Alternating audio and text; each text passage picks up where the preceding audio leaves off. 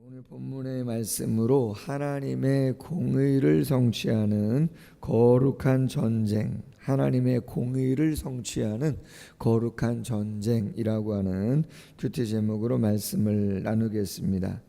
계속해서 이어지는 것이 여리고 맞은편 요단 동편 모압 평지에서 진을 치고 있을 때 하나님께서 이스라엘 백성들에게 명하셨던 내용들이 계속해서 이어지고 있는데, 오늘 본문은 모세의 마지막 하나님의 명령을 수행하는 미션이 주어진 그러한 내용입니다.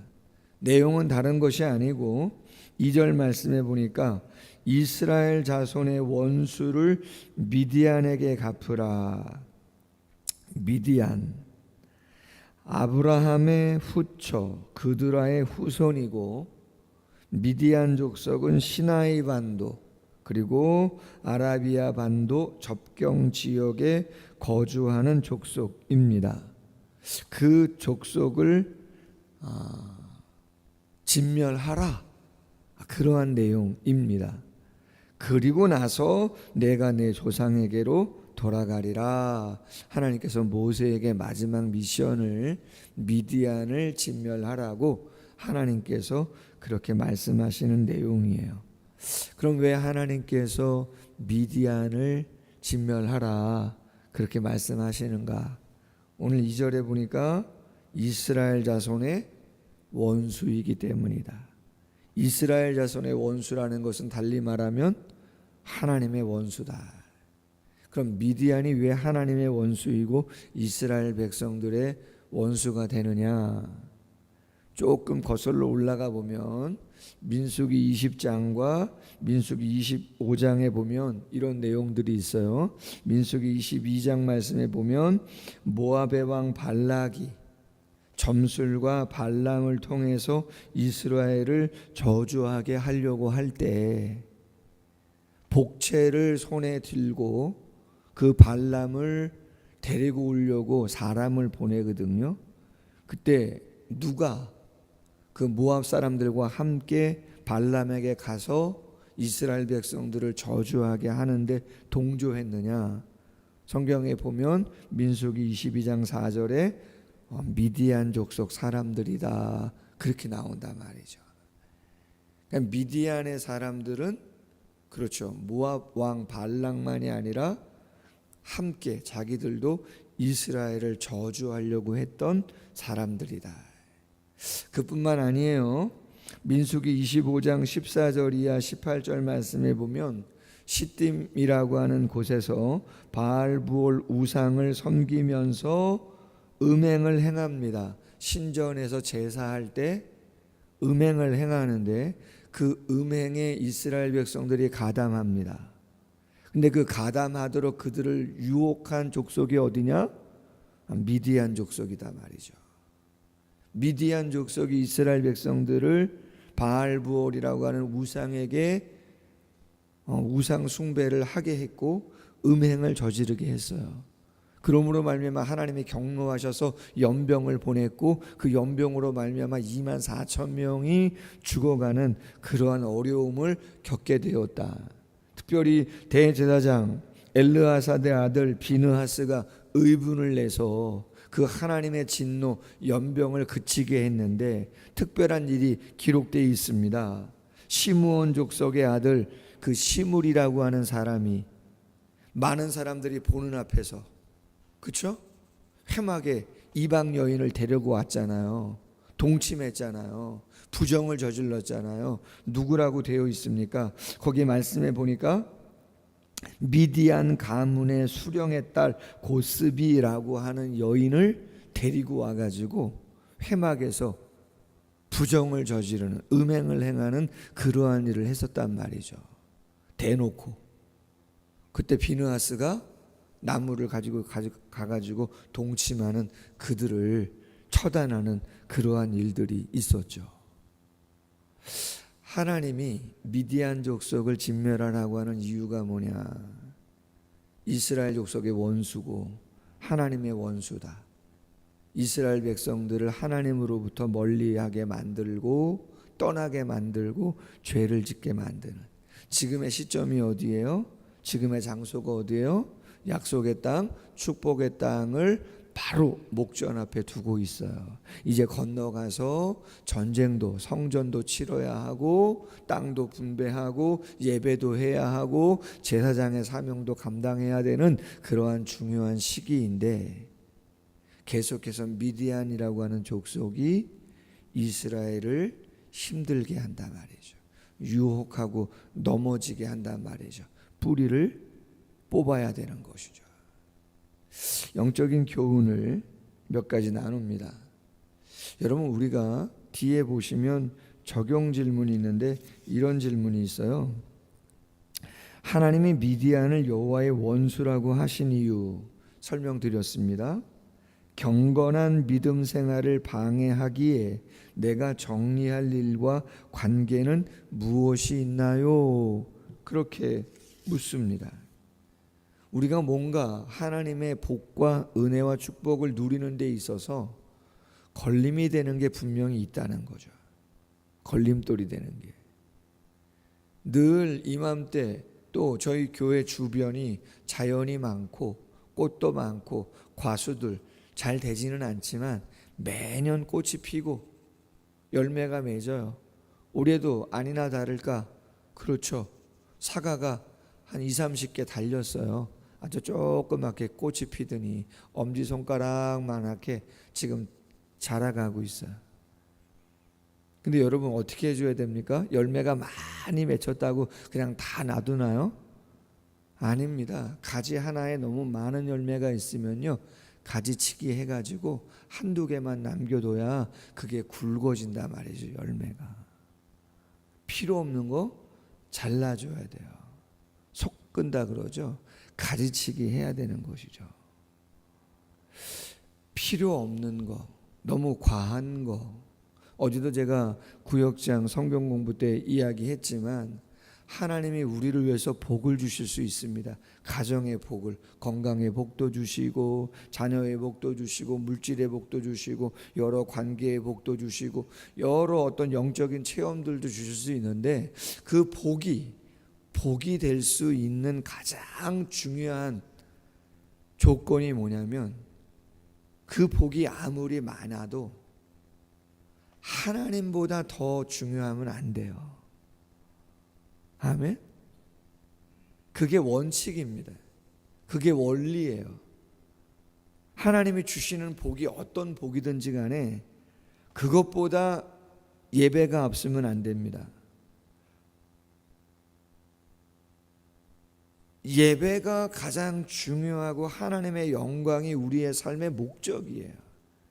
신명기 8장이 그걸 정확하게 이야기하는 겁니다. 모세가 고별 설교하면서 무엇을 염려하느냐? 하나님 반드시 가나안 땅 주신다는 거예요.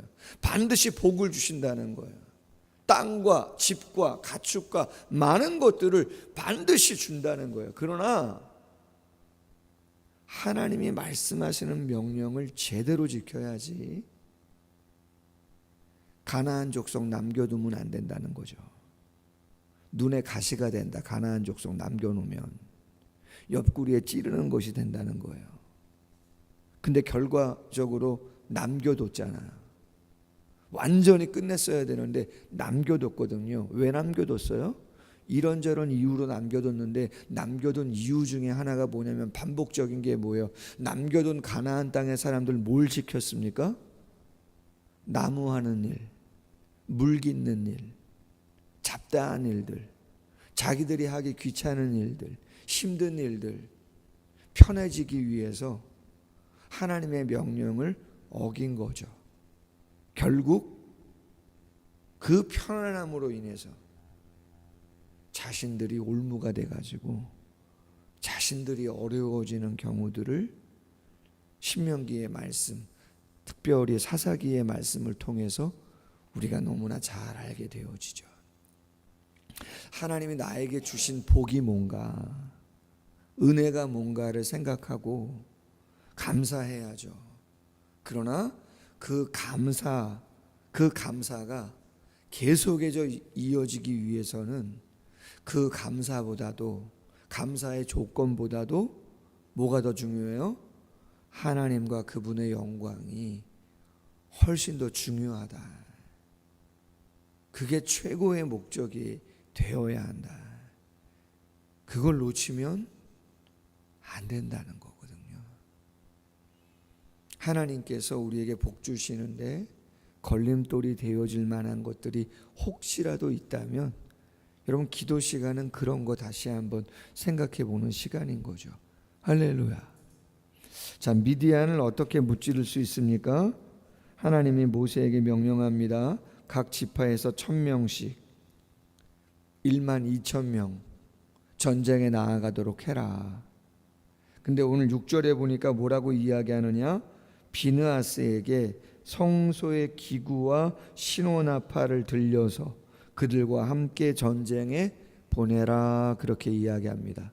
성소의 기구가 구체적으로 무엇인가라고는 이야기하지 않았지만 당연히 법궤나 다른 성물을 함께 가지고 나아가지 않았나. 왜? 고대 사회는 전쟁할 때 신들의 전쟁이라고 말씀을 드렸기 때문에 하나님의 임재를 상징하는 그 무엇인가를 가지고 나아갔다, 이 말인 것이죠. 여러분, 우리의 전쟁은 결코 눈에 보이는 전쟁이 아니고 영적 전쟁이에요. 죄와 싸워 이기는 거는 정말 쉽지 않아요. 어제도 말씀을 수요 영성 예배 때 나눴지만 요한계시록 13장 말씀을 나눴는데 예수님의 재림 전에 있을 7년 대환란, 그 가운데서도 후반기 3년 반 정말 혹독한 환란의 때에 어떤 일이 있을 것인가.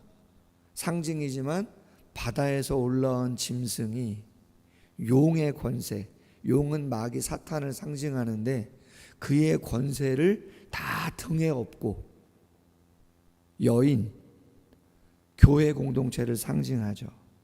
성도들을 핍박할 것이다. 근데 얼마나 싸나운지 표범 같을 것이고 곰 같은 힘을 가질 것이고 사자가 표효하는 것처럼 그렇게 핍박할 것이라는 거예요. 적그리스도가 얼마나 큰 권세를 가지고 마지막 시대에 성도들과 교회 공동체를 힘들게 할지 모른다는 거죠. 여러분, 우리의 의지와 힘으로 되겠느냐? 그럴 수 없다는 거죠. 고린도후서 10장 4절 말씀에 이런 말씀이 있습니다. 우리의 싸우는 무기는 육신에 속한 것이 아니요 오직 어떠한 견고한 진도 무너뜨리는 하나님의 능력이라. 아멘. 하나님의 능력이 아니면 감당할 수 없다, 그런 이야기입니다. 하나님의 능력을 덧입어야 죄도 이기고 견고한 진도 파할 수 있는 것이다. 마지막 세 번째로는 오늘 8절 말씀에 보면 미디안과 싸워서 미디안의 5 왕을 죽일 때 하반절에 보면 부올의 아들 발람을 칼로 죽였더라, 그렇게 돼 있어요. 발람 누군지 아시죠? 점술가. 발락이 사주해서 이스라엘을 저주하게 하려 했던 사람. 근데 그가 3번씩이나 저주 안 하고 하나님의 말씀대로 이스라엘을 축복했잖아요. 근데 왜 그를 죽이라고 하셨는가? 내일 본문인데요, 여러분 16절을 한번 보시면 좋습니다. 16절에 이런 말씀이 있습니다. 보라, 이들이 발람의 꾀를 따라 이스라엘 자손을 부올 사건에서 여호와 앞에 범죄하게 하여 여호와의 회중 가운데서 연병이 일어나게 하였느니라. 무슨 말이에요? 발람이 미디안 사람들을 충동하고 이스라엘 사람들을 충동해서 바알부올이라고 하는 우상을 시딤에서 섬기게 함으로 연병으로 24,000명이 죽는데 아주 은밀하게 뒤에서 쑤신 거라는 거죠. 유혹했다는 거예요, 발람이. 그래서 이스라엘을 범죄하게 했다. 하나님이 그것을 간과하지 않으신다는 거죠. 한편으로는요, 좀 든든함이 있습니다. 무슨 이야기냐면 하나님은 반드시 당신과 당신의 백성들에게 반기를 들고 죄악을 범하는 세력이 있으면요, 가만히 두시지 않으세요. 하나님이 정리하십니다. 안 되겠다 생각하면 하나님이 정리하시는 거예요. 그게 미디안 족속이 됐든 발람이 됐던 누가 됐던 하나님의 영광에, 또 하나님의 자녀들에게 안 되겠다, 누가 되겠다, 그러면 하나님께서 공의로운 심판을 하신다는 거예요. 할렐루야. 그래서 여러분, 원수를 스스로 갚으려고 하지 마세요. 때가 되면 하나님이 알아서 당신에게 영광이 안 되고 당신의 자녀들이 너무나 힘들어진다, 그러면 하나님이 알아서 정리하십니다. 할렐루야. 그래서 하나님께 그냥 맡기시고 우리는 최대한 우리가 할 수 있는 것들, 공의롭고 정의로운 일들 겸손하게 잘 섬기면서 감당하면 때가 되면 알아서 하나님께서 공의로운 심판을 내려주실 줄로 믿습니다. 영적인 전쟁입니다. 축복이 선포되어 있지만 혹시라도 아직 정리되지 않은 것들이 있다면 정리하셔야 되고, 우리 힘으로 안 되는 것이니까 하나님께 견고한 진을 파하는 하나님의 능력을 입혀달라고 기도해야 되는 것이고, 하나님께 맡길 때 하나님께서 정리해 주시는 은혜를 허락해 주실 줄로 믿습니다. 기도하겠습니다. 하나님, 참 감사합니다. 피곤한 시간이지만 단잠을 깨워 주님 앞에 나오게 하시고 우리의 마음을 다시 한번 돌아보게 하시니 감사합니다. 약속의 땅 가나안이 바로 앞인데도 불구하고 모세에게 마지막 미션을 주십니다.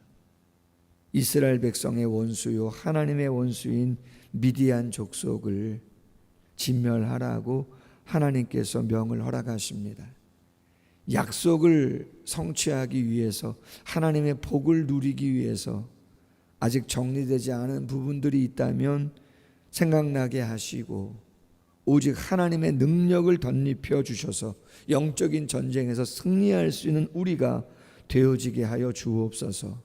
우리의 힘으로 할 수 없음을 알기에 하나님의 도우심을 구할 때 하나님이 공의로운 심판을 통해서 그 모든 것들을 정리해 주심을 믿고 인내하며 겸손히 주의 길을 걸어가 하나님이 예비하신 은혜들을 누리는 우리 모두가 되어질 수 있도록 함께하여 주옵소서. 감사하며 예수님의 이름으로 기도하옵나이다. 아멘.